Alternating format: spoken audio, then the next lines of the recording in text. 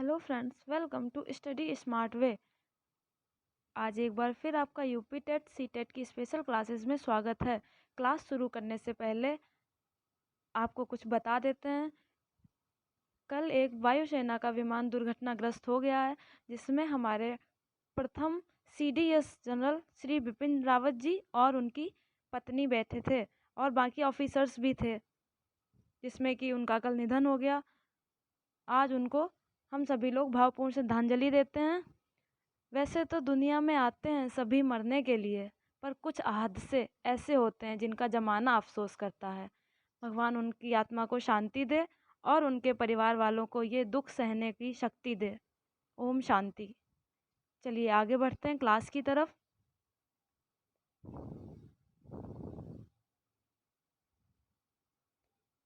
आज का पहला क्वेश्चन आपके सामने है। आज का पहला क्वेश्चन, इनमें से कौन मनोवैज्ञानिक भाषा विकास से संबंधित हैं?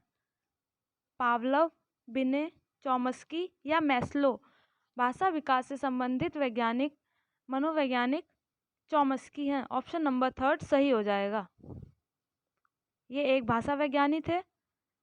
भाषा विकास का यह पहलू बच्चे द्वारा वाक्य विन्यास के नियमों को सीखने की क्षमता पर आधारित है, इसलिए ऑप्शन नंबर थर्ड सही हो जाएगा। चलिए आगे बढ़ते हैं अगले क्वेश्चन की तरफ।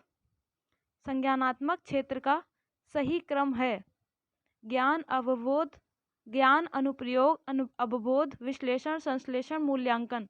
मूल्यांकन, अनुप्रयोग, विश्लेषण, संश्लेषण, अवबोध, ज्ञान। मूल्यांकन, संश्लेषण, विश्लेषण, अनुप्रयोग, अवबोध या ज्ञान। और आखिरी ज्ञान, अवबोध, अनुप्रयोग, विश्लेषण, संश्लेषण और फिर मूल्यांकन।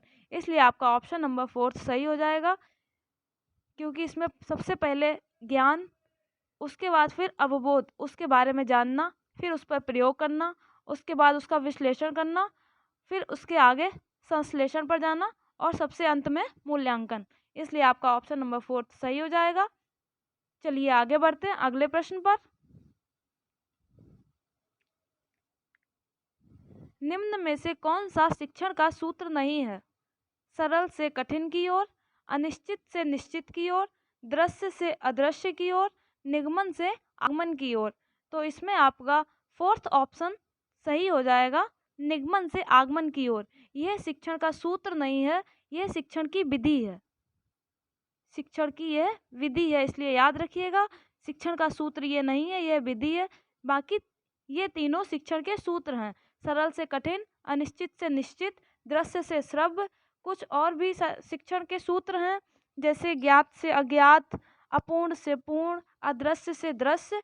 इस तरह से ये शिक्षण के सूत्र हैं। बाकी आपका ऑप्शन नंबर फोर्थ सही हो जाएगा, निगमन से आगमन की ओर यह शिक्षण की विधि है। चलिए आगे बढ़ते हैं अगले क्वेश्चन की तरफ। किसी भी नई भाषा को सीखने के लिए कहाँ से आरंभ किया जाना चाहिए? अक्षरों व शब्दों के मध्य साहचर्य से, वाक्यों के निर्माण से, शब्दों के निर्माण से या उपरोक्त में से कोई नहीं। किसी नई भाषा को सीखने के लिए कहाँ से स्टार्टिंग करनी चाहिए? तो उसके लिए आपका ऑप्शन नंबर फर्स्ट सही हो जाएगा, अक्षरों व शब्दों के मध्य साहचर्य से। क्योंकि जब शिशु अवस्था में बच्चा सबसे पहले शब्दों का ज्ञान करता है, उसको सबसे पहले शब्दों वर्णमाला से सिखाते हैं, यानी कि वर्ण, छोटा आ, बड़ा आ, इस तरह से उसको पहले वर्णों का ज्ञान कराया जाता है। इसलिए आपका ऑप्शन नंबर फर्स्ट सही हो जाएगा। आगे बढ़ते हैं अगले क्वेश्चन की तरफ। ग्रंथियों के आधार पर व्यक्तित्व के विभिन्न प्रकारों की चर्चा किसने की? कैनन ने, यूंग ने, स्प्रेंजर ने या क्रैशमर ने? ग्रंथियों के आधार पर व्यक्तित्व, ये आपके क्रैशमर ने की है। ऑप्शन नंबर फोर्थ सही हो जाएगा। इन्होंने अंतःस्रावी ग्रंथि के अनुसार चर्चा की है, इसलिए ग्रंथि के आधार पर व्यक्तित्व की चर्चा क्रैशमर ने की है। आगे बढ़ते हैं अगले क्वेश्चन की तरफ। सृजनात्मकता मौलिक परिणामों को अभिव्यक्त करने की मानसिक प्रक्रिया है, यह कथन किसने कहा? कोल एवं ब्रूस का, ड्रेवलर का, डीहान का या क्रो एवं क्रो का। सृजनात्मकता मौलिक परिणामों को अभिव्यक्त करने की मानसिक क्रिया है। यह क्रो एंड क्रो ने कहा है। ऑप्शन नंबर 4 सही हो जाएगा। सृजनात्मकता से मतलब है वह योग्यता जिसके द्वारा उन वस्तुओं या विचारों का उत्पादन करता है जो नवीन हो। सृजनात्मकता यानी कि नवीनता, यानी इसमें बच्चा वो सीखता है जो वो पहले से नहीं जानता है, कुछ नया सीखने की कोशिश करता है। तो ये क्रो एंड क्रो ने कहा है। ऑप्शन नंबर 4 सही हो जाएगा। चलिए आगे बढ़ते हैं अगले क्वेश्चन की तरफ। बुद्धि लब्धि निकालने का सूत्र है मानसिक आयु गुणे वास्तविक आयु, मानसिक आयु डिवाइड बाई वास्तविक आयु, मानसिक आयु डिवाइड वास्तविक आयु मल्टीप्लाई 100 या वास्तविक आयु मल्टीप्लाई मानसिक आयु। इसका आपका ऑप्शन नंबर 3 सही हो जाएगा। मानसिक आयु डिवाइड बाई वास्तविक आयु मल्टीप्लाई 100। यह वो गणना होती है जिससे बुद्धि का आकलन किया जाता है और इसके प्रतिपादक हैं स्टर्न तथा बिने। ये जरूर याद रखिएगा, नहीं तो कहीं नोट डाउन कर लीजिएगा, क्योंकि ये एग्जाम में पूछ लेते हैं कि बुद्धि लब्धि निकालने का सूत्र किसने दिया। तो ये स्टर्न और बिने ने दिया। और बुद्धि लब्धि का निकालने का सूत्र क्या है? तो मानसिक आयु डिवाइड वास्तविक आयु मल्टीप्लाई 100। चलिए आगे बढ़ते हैं अगले प्रश्न की तरफ। बुद्धि के तरल क्रिस्टलीय प्रतिमान के प्रतिपादक कौन थे? कैटल, थॉर्नडाइक, स्किनर या वर्नन। बुद्धि के तरल क्रिस्टलीय प्रतिमान के प्रतिपादक कैटल महोदय थे। ऑप्शन नंबर 1 सही हो जाएगा। चलिए क्वेश्चन नंबर 9 पर चलते हैं। निम्न में कौन सा अधिगम के पठार का कारण नहीं है? अधिगम के पठार से तात्पर्य होता है कि पढ़ने में बाधा उत्पन्न करना। बाधा, अधिगम यानी सीखने में कुछ बाधा उत्पन्न करना। तो इनमें से ऐसा कौन सा है जो आपके सीखने में बाधा उत्पन्न नहीं करता है? प्रेरणा की सीमा, विद्यालय का असहयोग, शारीरिक सीमा या ज्ञान की सीमा। तो इसमें आपका ऑप्शन नंबर बी सही हो जाएगा। विद्यालय का असहयोग अधिगम के पठार का कारण नहीं है, यानी कि पढ़ने में सीखने में बाधा विद्यालय का असहयोग नहीं उत्पन्न करता है। बाकी प्रेरणा की सीमा, शारीरिक सीमा और ज्ञान की सीमा, ये तीनों अधिगम के पठार के कारण हैं। इसका मतलब होता है अधिगम जब स्थिर हो जाए तो इस क्रिया को सीखने का पठार कहते हैं, यानी कि स्थिर हो जाए यानी थम जाए, वहीं पर रुक जाए। तो ऑप्शन नंबर बी सही हो जाएगा। चलिए आगे बढ़ते हैं अगले प्रश्न की तरफ। इच्छा या आवश्यकता में रुकावट पड़ने पर उससे उत्पन्न होने वाला सामवेगिक तनाव क्या कहलाता है? द्वंद्व, कुंठा, चिंता या तनाव। इच्छा या आवश्यकता में रुकावट पड़ने पर उत्पन्न होने वाला तनाव, ये चिंता कहलाता है। ऑप्शन नंबर 3 सही हो जाएगा। चलिए आगे बढ़ते हैं अगले प्रश्न की तरफ। विद्यालय की प्रारंभिक शिक्षा उसकी मातृभाषा में दी जाए, यह किसका मानना है? मॉन्टेसरी का, फ्रॉबेल का, महात्मा गांधी का या किलपैट्रिक का? ये आपका मोस्ट इम्पॉर्टेंट क्वेश्चन है और ये महात्मा गांधी से रिलेटेड है। बालक की प्रारंभिक शिक्षा उसकी मातृभाषा में दी जाए, यह महात्मा गांधी जी का कहना था। तो आपका ऑप्शन नंबर 3 सही हो जाएगा। जिन्होंने अभी चैनल सब्सक्राइब नहीं किया है वो सब्सक्राइब कर दें, क्लास को लाइक कर दें और ज़्यादा से ज़्यादा शेयर करें। गेस्टाल्ट मनोविज्ञान की आधारशिला किसने रखी? मैक्स वर्दाइमर ने, एडगर रूबिन ने, फ्रॉन्ज ब्रेंटानो ने या कर्ट लेविन ने? तो गेस्टाल्ट मनोविज्ञान की आधारशिला मैक्स वर्दाइमर ने रखी है। ऑप्शन नंबर 1 सही हो जाएगा। इन्होंने 1912 में जर्मनी में गेस्टाल्ट मनोविज्ञान की आधारशिला रखी। चलें आगे बढ़ते हैं। मोस्ट इम्पॉर्टेंट क्वेश्चन है, कई बार एग्जाम में पूछा जा चुका है। मुझे एक नवजात शिशु दे दो, मैं उसे डॉक्टर, वकील, चोर या जो चाहूं बना सकता हूं। यह किसने कहा है? फ्रीमैन, न्यूमैन, वॉटसन या होल्जिंगर?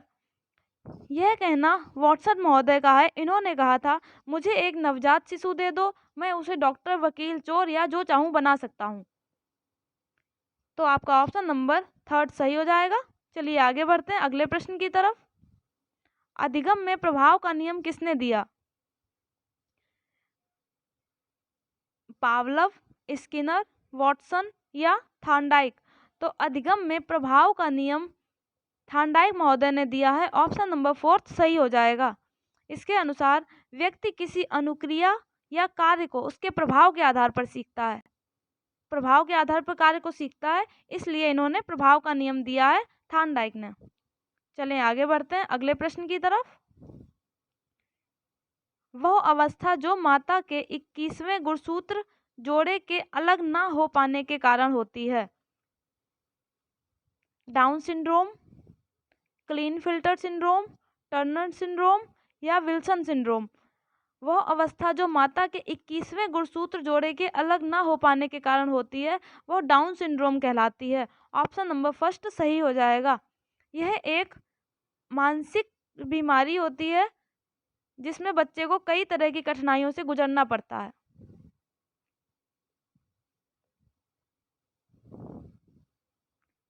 प्रेक्षणात्मक अधिगम संप्रत्य किसके द्वारा दिया गया? टोलमैन, बंडूरा, थार्नडाइक या कोहलर? प्रेक्षणात्मक अधिगम संप्रत्य बंडूरा के द्वारा दिया गया। ऑप्शन नंबर सेकेंड सही हो जाएगा। इन्होंने बालकों के व्यवहार की व्याख्या इसके आधार पर की है। प्रेक्षणात्मक अधिगम संप्रत्य के आधार पर इन्होंने बालकों के व्यवहार की व्याख्या की है। तो आपका ऑप्शन नंबर सेकेंड सही हो जाएगा। चलें आगे बढ़ते हैं अगले प्रश्न पर। भाषा विकास के लिए निम्न में से सबसे संवेदनशील समय कौन सा होता है? किसी बच्चे के भाषा विकास के लिए जो सबसे ज़्यादा संवेदनशील समय होता है वो इनमें से कौन सा है? तो आपके ऑप्शन दिए गए हैं। जन्म से पूर्व का समय, मध्य बचपन का समय, वयस्क अवस्था का समय या प्रारंभिक बचपन का समय? तो ये आपका ऑप्शन नंबर फोर्थ सही हो जाएगा, प्रारंभिक बचपन का समय। पियाजे के अनुसार इन्होंने बताया था कि भाषा विकास के लिए प्रारंभिक बचपन का समय सबसे संवेदनशील समय होता है। चलिए अगले क्वेश्चन पर बढ़ते हैं।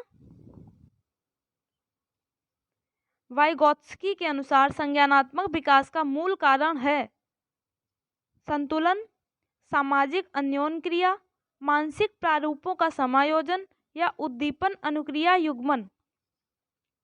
इसका आपका ऑप्शन नंबर बी सही हो जाएगा, सामाजिक अन्योन्क्रिया। इन्होंने बच्चों के संज्ञानात्मक विकास और सामाजिक कारणों और भाषा को महत्वपूर्ण बताया है। इनके अनुसार बालक का सामाजिक विकास, बालक का संज्ञानात्मक विकास वातावरण और सामाजिक कारकों के ऊपर डिपेंड करता है। तो आपका ऑप्शन नंबर बी सही हो जाएगा। चलिए अगले क्वेश्चन पर बढ़ते हैं। स्वकेंद्रित अवस्था कौन सी होती है? मोस्ट इम्पॉर्टेंट क्वेश्चन है, एग्जाम में जरूर पूछ सकते हैं, इसलिए याद रखिए इसको। स्वकेंद्रित अवस्था आपके ऑप्शन दिए गए हैं। जन्म से 2 वर्ष तक, 3 से 6 वर्ष तक, 7 से किशोरावस्था तक या किशोरावस्था में? तो इसका ऑप्शन नंबर बी सही हो जाएगा। इस अवस्था को पूर्व बाल्यावस्था कहते हैं। पूर्व बाल्यावस्था, इसमें बालक अपने सुखों की प्राप्ति के लिए तत्पर रहता है। 3 से 6 वर्ष के बालक, ऑप्शन नंबर बी सही हो जाएगा। चलिए अगले क्वेश्चन पर बढ़ते हैं। 90 से 100 बुद्धि लब्धि का बालक माना जाता है। मंद बुद्धि, सामान्य बुद्धि, श्रेष्ठ बुद्धि या क्षीण बुद्धि? टर्मन के अनुसार 90 से 100 बुद्धि लब्धि का बालक सामान्य बुद्धि का माना जाता है। ऑप्शन नंबर बी सही हो जाएगा। ये टर्मन के अनुसार है। ऑप्शन नंबर बी सामान्य बुद्धि, 90 से 100 की बुद्धि सामान्य बुद्धि कहलाती है। आज के प्रश्नों की श्रृंखला यहाँ समाप्त होती है। जिन्होंने भी वीडियो अभी तक लाइक नहीं किए हैं वो लाइक करें, पिछले वीडियो देखें, उससे आपकी आगे की समझ बढ़ेगी। और चैनल सब्सक्राइब करें और ज़्यादा से ज़्यादा शेयर करें। टाइम बिल्कुल भी वेस्ट ना करें क्योंकि टाइम ज़्यादा है नहीं। लेखपाल का कल आपको नोटिफिकेशन मिल गया था, उसका सारा सिलेबस आ गया है, उस हिसाब से आपको पढ़ाया जाएगा। चैप्टर वाइज चैप्टर आगे बढ़ते जाएंगे।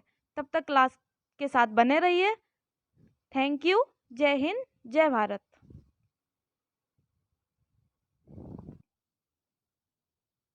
कल देश ने एक सच्चा सैनिक खोया है, एक देशभक्त खोया है। उनकी कमी कभी पूरी नहीं होगी, वो हमारे दिलों में हमेशा जिंदा रहेंगे। उन्होंने कुछ शब्द कहे थे, वो आपको बता देते हैं। उन्होंने कहा था कि पहली गोली हमारी नहीं होगी, फिर उसके बाद हम गोलियों की गिनती नहीं करेंगे। इस तरह से उनको हमेशा याद रखा जाएगा, वो हमारे दिलों में हमेशा रहेंगे। उनको भावपूर्ण श्रद्धांजलि देते हैं। जय हिंद, जय भारत।